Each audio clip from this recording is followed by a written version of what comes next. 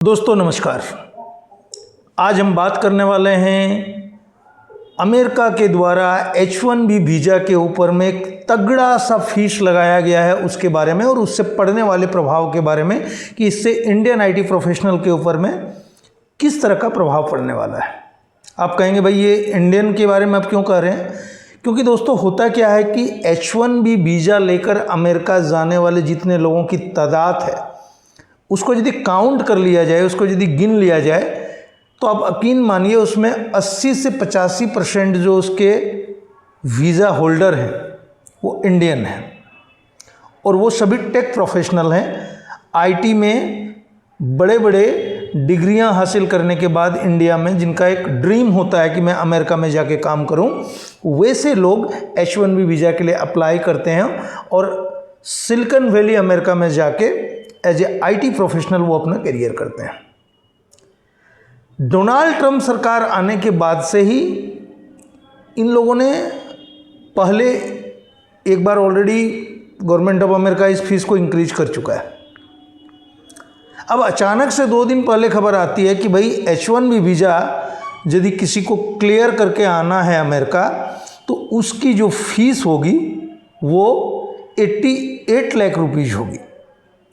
यानी कोई भी इंडियन जो आईटी प्रोफेशनल हैं और वो उनका ड्रीम रहा हो कि मुझे अमेरिका में जाके जो टॉप एमएनसीज हैं जैसे गूगल, माइक्रोसॉफ्ट, सिस्को, एप्पल, इस तरह के और तमाम जो कंपनियां हैं वहाँ पर जाके यदि मुझे एज ए डेवलपर काम करना है, एज ए साइबर एक्सपर्ट काम करना है, as a IT infrastructure professional काम करना है, एज ए क्लाउड एक्सपर्ट काम करना है, तो उनके लिए कहीं ना कहीं गवर्नमेंट ऑफ अमेरिका ने इस तरह का एक मोटिव बनाया कि भाई हम ऐसा करते हैं कि H1B वीज़ा के फीस को हम इतना हाई कर देते हैं, इतना हाई कर देते हैं कि लोग मजबूर हो जाए कि वो अमेरिका ना आए।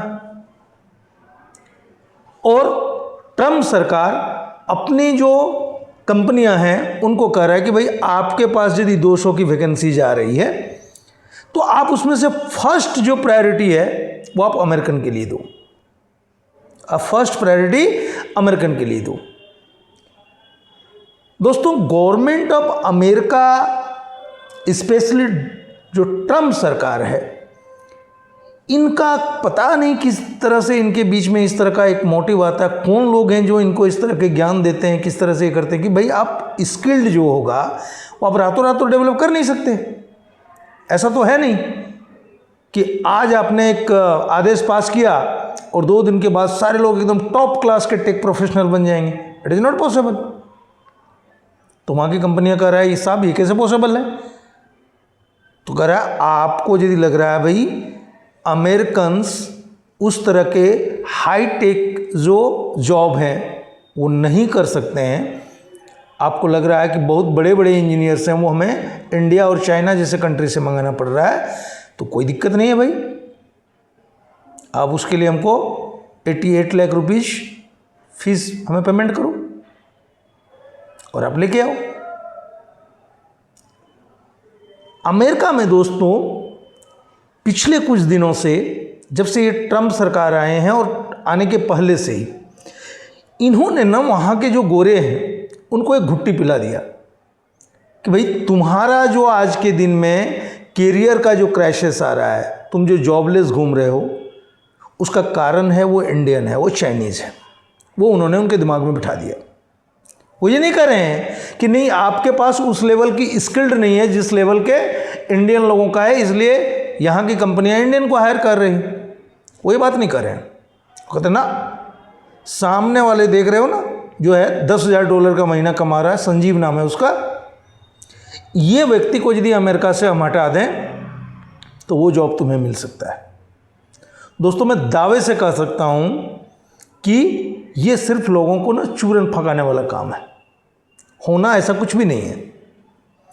क्योंकि प्रॉपर जो टैलेंट होता है, प्रॉपर जो स्किल सेट होता है वो एक दिन एक महीने में बिल्ड होने वाली चीज़ नहीं है।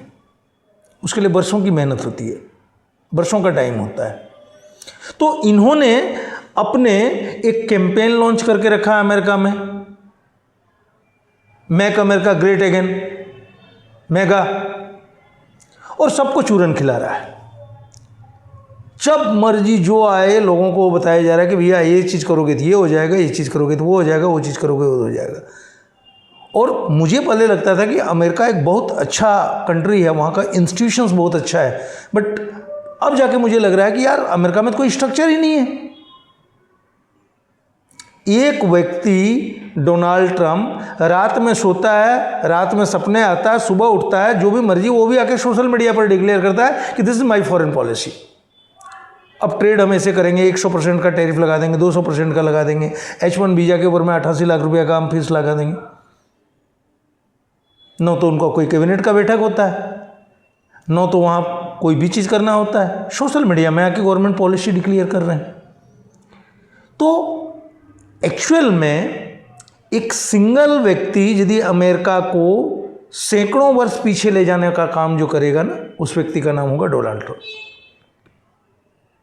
इससे इंडिया का कुछ नहीं बिगड़ना है, ठीक है, इसेंशियली थोड़े से लोगों को दिक्कत होंगे, बट लॉन्ग टर्म में ऐसा कुछ नहीं होने वाला है। क्योंकि जब आप H1B वीज़ा के ऊपर में एक तरह से आप इतनी ज़्यादा फीस लगाओगे तो वो फीस कौन भरेंगे? कंपनियों को भरना पड़ेगा। जो एम्प्लॉय हैं उनके पास तो इतना पैसा है नहीं। 88 लाख रुपया किसे कहते हैं भाई, कौन भरेंगे? अब कंपनियां ये देखेगी भाई कि यदि अमेरिका में एक इंडियन प्रोफेशनल को बुला के मुझे 88 लाख रुपया एक साल का फीस मुझे भरना हो, तो इससे अच्छा है भाई मैं अपना जो प्रोडक्शन है, मैं अपना जो डेवलपमेंट है वो इंडिया क्यों ना शिफ्ट कर लूँ। इंडिया में उनके पास ऑलरेडी फनल बना हुआ है, उनके ऑफिसेस यहाँ पर हैं, उनका बड़ा बिजनेस यहाँ पर होता है, अच्छे रीजनल ऑफिस उनके बने हुए हैं।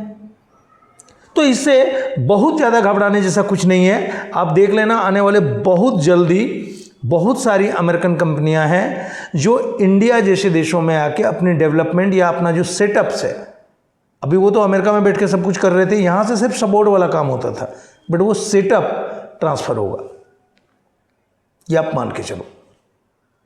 क्योंकि जब आप ऐसी पॉलिसी लेके आएंगे जिस पॉलिसी का आपके पास कोई अल्टरनेट नहीं है। अमेरिकन कंपनियां कर रहा है, ठीक है भाई, आप H1B वीज़ा का 88 लाख रुपया का आप 2 करोड़ रुपया कर दो, हमें कोई तकलीफ नहीं है, बट हमारे पास वो टैलेंट भी तो अवेलेबल होना चाहिए। ट्रम्प कर रहा कि नहीं, आप अमेरिकन को हायर करो। 200 यदि जॉब आपके पास आता है तब फर्स्ट प्रायोरिटी ये दो कि भैया 150 कम से कम उसमें से अमेरिकन को आप हायर करोगे। अमेरिका के पास टैलेंट नहीं है ऐसा मेरा बोलने का मोटिव नहीं है, टैलेंट है वहाँ पर, नो डाउट उनके पास टॉप एंड लेवल के जो इंजीनियर्स हैं वो हैं, बट जिस स्केल पर चाहिए, जितना ज़्यादा चाहिए वो नहीं। क्योंकि अमेरिका की जो मास यूथ है वो तो कॉलेज पहुंच ही नहीं रहा, एसोसिएट करके वो ड्रॉप आउट हो जा रहा है। एसोसिएट का मतलब इंडिया में जिसको हम लोग उच्च माध्यमिक या 10+2 कहते हैं, हायर सेकेंडरी कहते हैं। तो भैया हायर सेकेंडरी किया हुआ कोई स्टूडेंट वो सुपर कोडर थोड़े हो जाएगा, सॉल्यूशन देने लायक चीज़ें थोड़ी बना लेगा। तो ये व्यक्ति कुछ नहीं, लोगों को चूरन खिला रहा है और पब्लिक को लगता है कि हाँ भाई ये आदमी बड़ा बढ़िया काम कर रहा है। डोनाल्ड ट्रंप कुछ नहीं भैया, वो इंडिया का राज ठाकरे है ना, उसका वो अमेरिकी वर्जन है, वो अमेरिकी वर्जन है।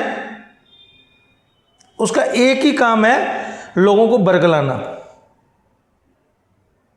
200% टैरिफ लगा देंगे तो सारा मैन्युफैक्चरिंग अमेरिका में हो जाएगा। ये जो टैरिफ वाला खेल खेल रहा है ट्रम्प, क्यों खेल रहा है? उसके पीछे मोटिव क्या है? यही मोटिव है। लोगों को यही समझा दिया कि भाई इंडिया से जो प्रोडक्ट आता है उसके ऊपर में हम पहले 25% फिर से 25% लगाएंगे, ऐसा तगड़ा टैरिफ लगाएंगे कि एकदम नरेंद्र मोदी हमारे सामने आके नतमस्तक हो जाएगा। मोदी भाई तो अपने थे गुजरात के, केम छो। अब जाके उनको पता चला कि भैया इंडिया तो हिलने वाला है नहीं। ये जो हम थैथ्रोलॉजी कर रहे हैं इससे इंडिया को कुछ भर का फर्क है नहीं। इंडिया ने बोला ठीक है भाई, आपका देश, आपका पब्लिक, 50% क्या 100% लगा दो, 200% लगा दो, आपकी मर्जी, लेकिन आप दुनिया के इकलौता मार्केट नहीं हो। सामान बेच के मुझे मुनाफा होता है, ठीक बात है, मानते हैं, लेकिन आपके लोगों को भी ज़रूरत है। और आप यदि हमारे लिए रास्ते बंद करोगे तो हम कहीं और बेच देंगे। वही चीज़ दोस्तों हाई टेक जो आईटी प्रोफेशनल हैं उनके लिए होने वाला है। आप H1B वीज़ा को इतना महंगा कर दो कि लोग अमेरिका नहीं आ पाए तो क्या करेंगे, बैठ के वो सब्जी थोड़े बेचेंगे। इंडिया के अंदर में डेवलपमेंट स्टार्ट होगा। बड़े बड़े सॉफ्टवेयर्स जो अमेरिकन कंपनियां अमेरिका में डेवलप करा रही थी वो या तो आके इंडिया में कराएगी और नहीं तो उसका भी कुछ ऑल्टरनेट निकलेगा। बहुत संभव है, मैं आपको बोल रहा हूँ, एकदम दावे से बोल रहा हूँ कि बहुत संभव है कि इंडिया की जो टॉप मोस्ट सॉफ्टवेयर कंपनियां हैं वो भी अब कुछ ना कुछ ऐसी चीज़ें बनाने के लिए स्टार्ट कर दी, क्योंकि वो भी झटके खा चुके हैं दोस्तों। उनको भी पता है कि अमेरिका और यूरोप वाले का प्रोजेक्ट में काम करके हमारा जो काम है ये लॉन्ग टर्म में चलने वाला नहीं है, ये ठेका वाला काम है। हमें अपना प्रोडक्ट बनाना है, दुनिया के मार्केट पर लेके जाना है, और इसके लिए इंडिया के जितने भी टॉप मोस्ट कंपनियां हैं मुझे समझ है कि उनको ये चीज़ें समझ में आ गई, चाहे वो TCS हो, चाहे वो इन्फोसिस हो, चाहे विप्रो हो, या तमाम कंपनियां हो। तो H1B वीज़ा को लेकर गवर्नमेंट ऑफ अमेरिका ने जो भी चीज़ें किए हैं, ठीक है, उससे बहुत ज़्यादा घबराने जैसी बात नहीं है। ठीक है, इसेंशियली आपको एक बार दिक्कत हो सकता है, लेकिन उसका ऑल्टरनेट मार्केट आपको इंडिया में मिल जाएगा, इतना मैं आपको दावे से कह रहा हूँ। और बहुत संभव है कि डोनाल्ड ट्रंप को बहुत जल्दी ये चीज़ पता चल जाए कि ये मैंने अपनी पाँव पे कुल्हाड़ी नहीं मारा है, कुल्हाड़ी पे पाँव मार लिया है, कुल्हाड़ी पे पाँव मार लिया, ऐसी कंडीशंस मैंने बन ली। वो व्यक्ति पूरा दुनिया के साथ में अपने रिश्ते खराब करने पर तुला हुआ है और उसको लग रहा है भाई इससे मैं मेक अमेरिका ग्रेट अगेन कर पाऊंगा। और अमेरिकन को जो मुझे लगता था यार वहाँ के लोग बड़े समझदार होंगे, सबको चूरन खिला रहा है और पब्लिक खा भी रहा है। उनको लग रहा है हाँ भाई इंडियन आना बंद हो जाएंगे तो ये सारे जॉब मुझे मिल जाएंगे, चारों ओर खुशहाली आ जाएगी। इंडियन और दुनिया के तमाम देशों के जो सबसे क्रीम पीपल होते हैं ना, टॉप नॉच पीपल होते हैं, वो अमेरिका जाते हैं। वहाँ वो दिहाड़ी मजदूरी करने नहीं जा रहे, यानी कि आप दुनिया के सबसे अच्छे स्किल सेट वाले लोग हैं, वो आपके पास आके अमेरिका को आगे बढ़ाने में, आपको डेवलप करने में आपको हेल्प करते हैं। और आपको लग रहा है भाई इनको रोक के अमेरिका को हम मेक अमेरिका ग्रेट अगेन कर लेंगे, आपको मुबारक। दोस्तों, भारत की सरकार, भारत की कंपनियां इन तमाम चीज़ों के ऊपर में देख रही होगी, समझ रही होगी, इसलिए इसमें बहुत ज़्यादा परेशान होने जैसी कोई बात नहीं है। आने वाले दिनों में आप देखना एक बहुत बड़ा मार्केट इंडिया में बनेगा। बस मैं सबको शुभकामनाएं दे सकता हूँ। अपनी जो स्किल्ड है, अपनी जो अप स्किलिंग करना है, उस पर आप फोकस करो, उस पर आप फोकस करो। अभी इंजीनियर हो तो बड़ा इंजीनियर बनो, सिर्फ पैच मार दिए, थोड़ा सा अपडेट कर दिए, उससे काम आज के दिन में चलने वाला नहीं है दोस्तों। अब कुछ बड़ा बना सको, जो आप अमेरिका के लिए करते हो, यूरोप के लिए करते हो, ठीक है, वो काम आप इंडिया के लिए करना चालू करो। अब जिस दिन इंडिया के लिए करना चालू कर दोगे, इंडिया भी दुनिया में एक बड़ा प्लेयर होगा। और मिडिल ईस्ट हो गया, यूरोप हो गया, अफ्रीका हो गया, ये तमाम लोग इंडियन कंपनी से सर्विस लेना चाहते हैं, क्योंकि इनको पता है कि इंडियन सिर्फ बिजनेस नहीं करते हैं, इथिक्स के साथ बिजनेस करते हैं। ज़रूरत पड़ने पर कंधे पर कंधा लगा के खड़ा रहते हैं। लोगों के अच्छे बुरे वक्त में उनके हित में काम देने वाले ऐसे देश हैं इंडिया। तो आपको इसमें नेगेटिव होने की बिल्कुल भी ज़रूरत नहीं है। हाँ, आपको एक चीज़ करने की ज़रूरत है, इन 2025 आपको जो न्यू जनरेशन टेक्नोलॉजी है इसके ऊपर में फोकस करना है। कंपनियों को रिसर्च के ऊपर में फोकस करने की ज़रूरत है, क्योंकि आज के दिन में इंडियन कंपनियों की बहुत ज़्यादा बजट नहीं है दोस्तों रिसर्च के ऊपर में, न्यू इनोवेशंस के ऊपर में वो खर्चे नहीं कर रहे हैं, क्योंकि उनको बना बनाया ठेका मिल रहा है, तो उससे तो काम होने का है नहीं। दूसरे के काम आपको कितने दिन तक मिलेंगे? और बहुत सारे जो रिपीटेड छोटे मोटे जो काम थे वो तो आज के दिन में AI कर दे रहा है, ठीक है। तो ये मैं स्पेसिफिक रूप से कहना चाहता हूँ, जो हमारे इंडियन कंपनियां हैं उनको भी फोकस करना चाहिए किसके ऊपर में, कि भाई हमें अपना कुछ प्रोडक्ट बनाना है जिसकी मार्केट में डिमांड हो। क्या इंडियन इंजीनियर इतने कैपेबल नहीं है कि हम अपनी ब्राउज़र बना सकें? हम लिनक्स बेस ही एक अपना डिस्ट्रीब्यूशन चला सकें? डिस्ट्रीब्यूशन तो बना सकते हैं, नहीं ऑपरेटिंग सिस्टम नहीं बना सकते हैं, ठीक है, बट इंडिया जितना बड़ा कंट्री क्या एक अपना लिनक्स डिस्ट्रीब्यूटर नहीं बना सकता है? बना सकता है, बिल्कुल बना सकता है। हमारे पास वो कैपेबिलिटी है, क्योंकि सोर्स कोड तो आपको लिनस टॉर्नवाल्ड्स देता है, वो तो फिनलैंड का है, वो तो अमेरिकन नहीं है, कोई कंपनी भी नहीं है, तो आप उसके ऊपर में क्यों नहीं बनाते प्रोजेक्ट कुछ भाई? तो इंडियन कंपनियों को रिसर्च के ऊपर में फोकस करने की ज़रूरत है, और भारत सरकार को भी इस पर सोचने की ज़रूरत है कि आप जो सोच रहे हो कि भाई यहाँ से सारे लोग जाके अमेरिका में जाके सेटल होकर काम करेंगे, डॉलर कमा के लाएंगे, इस पॉलिसी को आप चेंज करो और भारत के अंदर में, नोएडा में, बेंगलोर में, पुणे में, कोलकाता में, इन सब जगहों पर आप इंफ्रास्ट्रक्चर को वर्ल्ड क्लास लेवल पर लेके जाओ, ताकि आप दुनिया को सर्विसेज दे सको। चलिए फिर से मिलते हैं, तब तक के लिए आप अपना ख्याल रखें। जय हिंद दोस्तों।